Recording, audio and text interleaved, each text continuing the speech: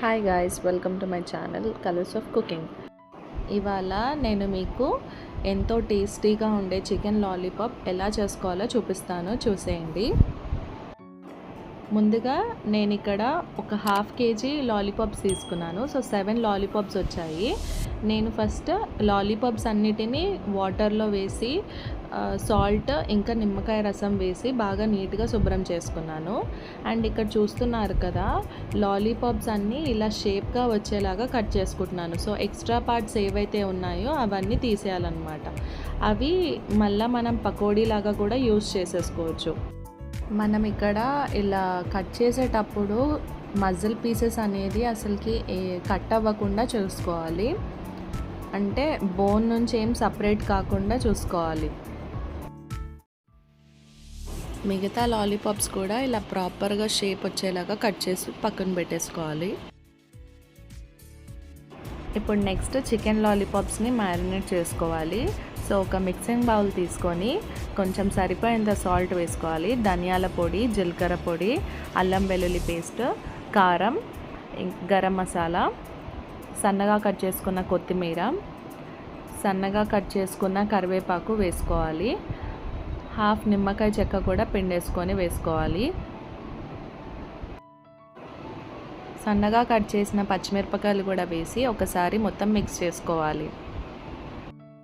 ఒక half spoon oil వేసుకోవాలి. Red chilli sauce ఒక హాఫ్ స్పూన్ వేసుకున్నాను. అలాగే సోయా సాస్ కూడా ఒక 1 స్పూన్ వేసుకున్నాను. ఈ సాసెస్ అయితే కంప్లీట్లీ ఆప్షనల్ అండి, ఉంటే వేసుకోవచ్చు లేదంటే స్కిప్ చేయండి. ఒక ఎగ్ వేసుకున్నాను.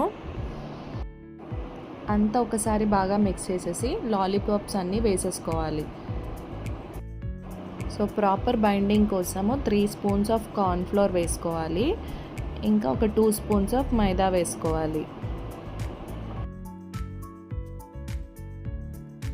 మసాలా అంతా పీసెస్కి బాగా పట్టేలాగా మిక్స్ చేసేసుకొని ఒక హాఫ్ అన్ అవర్ సేపు ఫ్రిడ్జ్లో పెట్టేసుకోండి. నేను ఒక హాఫ్ అన్ అవర్ ఫ్రిడ్జ్లో పెట్టి తీసాను. సో ఇప్పుడు కడాయి పెట్టేసుకొని ఆయిల్ వేసేసి ఫ్రై చేసేసుకోవడమే లాలీపాప్స్ అన్నీ. సో ఒక్కొక్కటిగా ఇలా డ్రాప్ చేస్తూ వేసేసుకోవాలి. చికెన్ డ్రాప్ చేసిన వెంటనే ఏమీ ఇలా తిప్పకుండా కాసేపు ఫ్రై అవ్వనివ్వాలి. మంటని మీడియం ఫ్లేమ్లో పెట్టుకొని చికెన్ లాలీపాప్ పచ్చిగా లేకుండా బాగా ఫ్రై చేసుకోవాలి. గోల్డెన్ బ్రౌన్ కలర్ వచ్చిన తర్వాత ఆయిల్ అంతా వంపేసి ప్లేట్లోకి తీసేసుకోవాలి. సేమ్ అలానే మిగతా చికెన్ లాలీపాప్స్ కూడా ఒక్కొక్కటిగా ఇలా డ్రాప్ చేస్తూ వేసేసుకొని ఫ్రై చేసుకోవాలి.